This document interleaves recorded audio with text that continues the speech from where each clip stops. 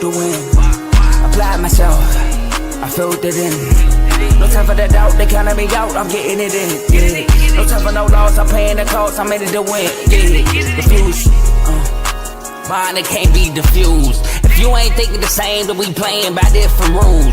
You can't see the vision, we living at different views. Until we complete the mission, keep getting up, never snooze. I walked a mile in my shoes, had the mind of a fool, chasing diamonds and jewels. Trust me, I was confused. Started minding my business and used my mind as a tool. Ended up finding my purpose and found the time to get to it. They told me I couldn't do it, they told me I couldn't make it. They sold it, could never break it. That's sadly mistaken. I need a piece of the pie, I want it so bad I can taste it. They told me like Toby, keep on running, toes they gon' take them. Refuse to lose, built to win. Applied myself, I filled it in. No time for the doubt, they counted me out, I'm getting it in. Yeah. No time for no loss, I pay for the cost, I'm winning to win. Yeah. Refuse to lose, I'm built to win. Applied myself, I filled it in. No time for the doubt, they counted me out, I'm getting it in. Yeah. No time for no loss, I'm paying the cost, I'm in it to win. Yeah. Refuse. Welcome back to CTC. I'm your gracious host, Carl, and I'm back with another episode. And tonight, we're just gonna recap the Champions Classic. We're not gonna really, get into the intro. It's just an episode I just felt like I wanted to drop because I watched the Champions Classic, and I was excited, obviously, by the Michigan State dub, which I'll talk about in a second. But I just thought it was some basketball I wanted to talk about. So fired up the pod. Let's get into it. So first of all, I'd like to say if you caught the end of my This Week in College Football Week 12 podcast episode, if you haven't, go back and watch it. If not, if you have, appreciate you. I said at the end of my episode for the Champions Classic, I have Michigan State winning, and I have Duke winning. Duke was missing, Kansas was missing Darren Peterson, and I just felt like I like the way Michigan State is constructed this year. Now, granted, I didn't think we were going to shoot as well as we did from the 3-point line, which I'll talk about in a second, but I have faith in my boys against Kentucky without, Jaden Quaidon hasn't played yet, and I didn't know Jalen Lowe was out, but yeah, I felt confident in my boys. But we're going to hop right into it. Wait, my bad. One more thing, and we'll hop into it. 3-0 Maction night for your boy today. Predicted Akron as home dogs to win. I predicted Western Michigan to take care of business, and obviously Ohio to take care of business. So if you missed my Maction episode, just tune in next time or tune in to Friday Night Lights where we talk about the two games for Friday. Now, let's jump into it. So we got Michigan State upsetting Kentucky, 17th ranked Michigan State upsetting 12th ranked Kentucky, 83-66. And I'm not going to lie, the way this game first started, Jeremy Fears just looked lackadaisical. He was playing lazy defense, turning the ball over like crazy, and we need Jeremy Fears. So it was honestly irritating me because we need him. He's our leader. He's our dog. He sets the tone for us. So for him to do that was a little odd because that's unlike him. If anything, he's going to be the guy that always has the energy. So that threw me off. And Kentucky was taking advantage, backdoor cuts like crazy. And I knew that timeout was coming when Izzo called it. I knew it was coming. He called it. He sat him. He brought in Divine. I can't pronounce his name, bro. It's an African last name. He's from the transfer from Miami University. He brought him in. He let Fear settle down. We started coming back. Fear's coming to game. Jackson Kolar was huge. He hit a couple threes. He was getting buckets in the paint. Footwork's phenomenal. He was doing big things. Kurt Tang hit a couple threes. Jesse McCullough hit a big three. Trey Fort hit a three. It was just phenomenal. We took the lead. Jeremy Fears got his head back right. He finally showed up, and we just took off from there. Now, Kentucky, they had some good plays. Why am I blanking on his name? He hit their first 5 points, and I can't remember his name right now. But he hit their first 5 points. I got the box score right here. Colin Chandler hit their first 5 points. Way got to the basket. That Kentucky was doing some nice things as well, but Michigan State shot the blood out the ball. Cam Ward made some big plays as well. He hit a turnaround jumper in the midi as time expired to go up 18-10. It was a really good game. Now, I highlighted the people on the highlight. I do want to highlight some things. So, Michigan State, mind you, we haven't had a game where we hit over 4 threes. We went 11 for 22 from the 3-point line today. I mean, if every game got to be played in New York for us to, hey man, I petition Michigan State play their home games in New York. But shooting 50% from three with 22 attempts was amazing for Michigan State, while Kentucky shot 7 of 30, which is 23%. So I think our defense did a really good job in that as well. Also, something I want to highlight that we need to get rid of 13 points. 13 turnovers, excuse me. But we did have 15 points off of their 9 turnovers, limiting Kentucky to only 17 off our 13. So while we did have 4 more turnovers, we had 2 less points. So I think we were better with our turnovers, like with the turnovers we created. But this game became a blowout really fast. And we were up, I would say, between the ranges of 14 to 18 throughout majority of it. Then we went up 20 for quite a bit before we finally like throttled down with like 3 minutes left. Took Fears out. Shout out to the guy that came in for Fears, Wujik. He had a great bounce pass off screen. It looked amazing. So shout out to him.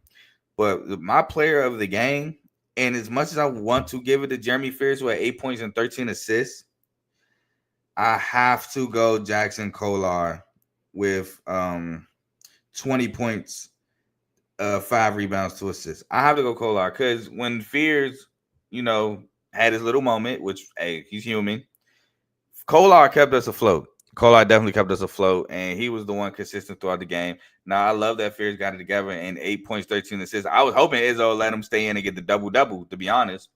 But they don't care about that. They want to get the win and get up out of here. But it would have been nice to see Fears get that 10 point, 13 rebound, 13 assist double. But my player of the game is Jackson Kolar, man. He was phenomenal. Now I do want to talk a little bit about Kentucky because Otega Owe, he was aggressive. I like what I saw from him tonight. 12 points, 4 boards. He led Kentucky in scoring. Diabate did get hurt late in the ball game, like 5 minutes left in the second half. Like I said, Chandler, he came out, hit their first 5 points, but he was kind of relatively quiet after that. He finished with 10 points. But we did a great job defensively. Nobody scoring over 12 points in the ball game. So, yeah.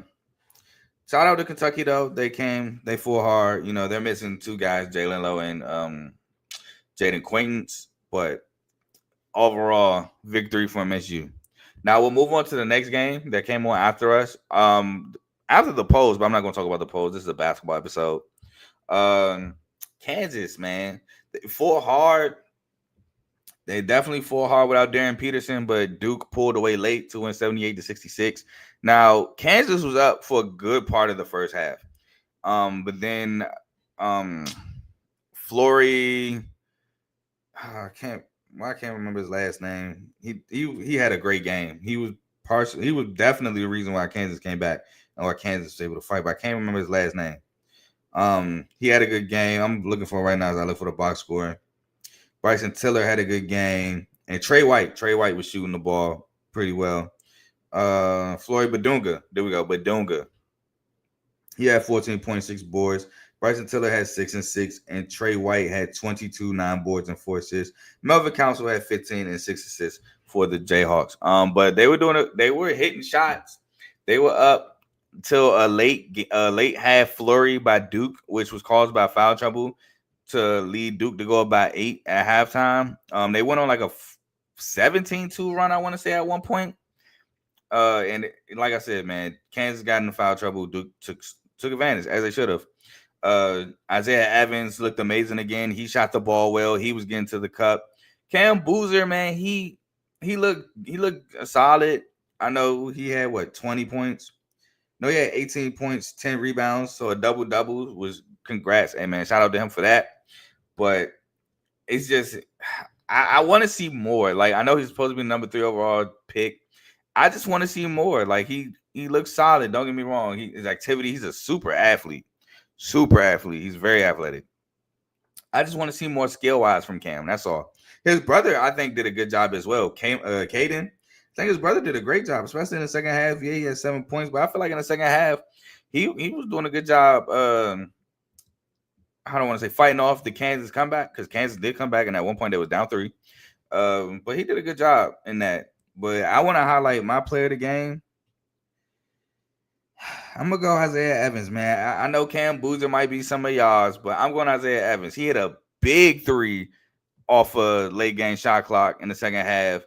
He also hit some threes early when Kansas was doing their thing. Now, Cam Boozer, like I said, the activity around the rim.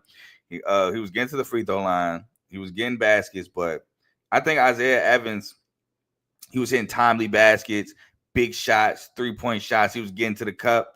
He shot. Oh, I don't got his free throws right here, but I'm pretty sure he got to the free throw line. Not a lot, but a little. Yeah, 3 for 3 from the line. So, yeah, I'm gonna go Isaiah Evans to my player of the game. Kansas, like I said, they fought hard without Darren Peterson, Trey White shooting the ball extraordinarily well today. He went 7 to 13, 2 or 4 from the three. Melvin Council, he didn't shoot it quite well from three, but he was getting to the cup 6 of 15, 1 for 4 from three. But I'm highlighting Badunga for the Jayhawks. Badunga, man, like I said, when he was on that floor, he was flushing stuff. He flushed on Cam Boozer. He was flushing a ball around the rim. He is, again, another active guy. And when he was in the game, you could tell the difference between Kansas, but then when he wasn't in the game. So definitely want to highlight him for Kansas. But like I said, Duke late game just ran away with it. Kansas couldn't really hit shots. And, I mean, they could have won by more if Duke didn't miss free throws late game. But Kansas fought hard, man. It was just Duke was just a little bit too much down the stretch, especially when you're missing your best player. And I believe Bryson Tiller did foul out of the ball game. I would have loved to see more from Cole Rosario in this game. I would have definitely loved to see more from him, but I would have also loved to see more from Jaden Dawson, man. 2 for 6, 1 for 5. Thought Jaden Dawson was a big transfer pickup from Loyola Chicago, but I mean, it's early in the season. Definitely would love to see more from him. Also, was really surprised why Marco Jackson only played 6 minutes in this ball game. Maybe Coach Self didn't feel like this was a ball game for him. But I was surprised about that. But a great win for Duke in this. Now, Michigan State moves on to 4-0, while Duke moves on to 5-0. Kansas falls to 3-2, and Kentucky falls to 3-2. But big wins in the Champions Classic. Very, very entertaining 2 games. And I'm looking forward to see how these teams match up or pan up as the year progresses. I know Michigan State plays Duke next month, so I'm excited for that. We got one more test in terms of ranked opponents. Before that, North Carolina on Thanksgiving, I believe. So that's going to be fun to watch. But, yeah, 2 good championship classics. Shout out to Michigan State for winning. Shout out to the Duke fans for winning. That's all I got for y'all tonight. There's really no more college basketball on. I'm looking right now to see if there's something I can tell y'all to go watch. I don't know. If you got ESPN Plus, nope, can't even watch that. They're not even on ESPN Plus. Troy's up 11 on San Diego State, which I was definitely on Troy plus the points. I was giving them like 14.5 points. Didn't take it. UC Davis is down 4 to Nevada with 5:39 left in the second quarter. Definitely on UC Davis plus the 13.5, which I didn't take. Santa Clara's up. Oh, this game's over there. 8 with 20 seconds left. That's on ESPN Plus, though. Cal Baptist up 20 against UC Riverside. Cal Baptist is a sneaky team in not the WCC, the Big West, I believe. No, they're not in the Big West. They're in the same conference with like Utah Valley. What's that? The WAC? Yeah, the WAC. Because they're in the same conference with Seattle, Utah Valley, and Southern Utah, which I believe is the WAC. So sneaky team there. Cal's only up 8 against Presbyterian, but that's on ACC Extra, so we have to wait tomorrow. Oh, actually, you know what? If you got Peacock, Southern's up 4 against Washington with 2:12 left. So if you want to watch that, upset alert for Washington as they just hit a free throw to make it a 3-point game. Arkansas, I didn't watch the game, but there was a little brouhaha at the end of Arkansas Winthrop that almost cost Arkansas the game as Arkansas escapes 74-73 in regulation. I will say that DJ Wagner getting ejected was kind of whack because he wasn't on the floor to like fight. He was on the floor to try to get his teammate. Realized he was too far on the floor, but they said he's ejected because he stepped on the floor. I mean, by the letter of the law is correct, but I feel like it was whack. You can clearly see he's not trying to fight. He's trying to like tell his teammate like, no, don't do it. But it is what it is. I'll be back Friday, like I said, for the Friday Night Lights episode. 2 games to talk about the college football there. In terms of college basketball, a big matchup tomorrow that I would say to look out for. It's 2 of them. Arizona, UConn, and there is Alabama, Illinois. If you care to listen to my two winners and Arizona, UConn, I'm going to take UConn in that one. Arizona's a tough team with Jaden Bradley and Coy Pete, but I mean, Coach Hurley and his boys is rolling. Solo ball and them, they are rolling. So I'm gonna take UConn. May take Arizona plus the 5.5 points though. 5.5, I feel like they may be able to cover. And then Illinois, Alabama, I'm rolling Tide every time with Coach Nate Oates. I'm going down with the ship because I feel like Illinois wants to play with pace, which Alabama for sure wants to play with pace. And if the game becomes a game of pace, I think that definitely favors Alabama with their ability to shoot the three and want to shoot the three. So I'm rolling with the Tide there. So my two picks for tomorrow in those two big games are the Tide and Arizona, UConn. So maybe I'll make another reel. Reel's supposed to be coming up maybe in the morning about me picking Michigan State and Duke. Maybe I'll be making another one tomorrow night. But now I'm officially gone. Y'all get y'all some sleep or watch whatever y'all want to watch. I'll see y'all Friday. Peace.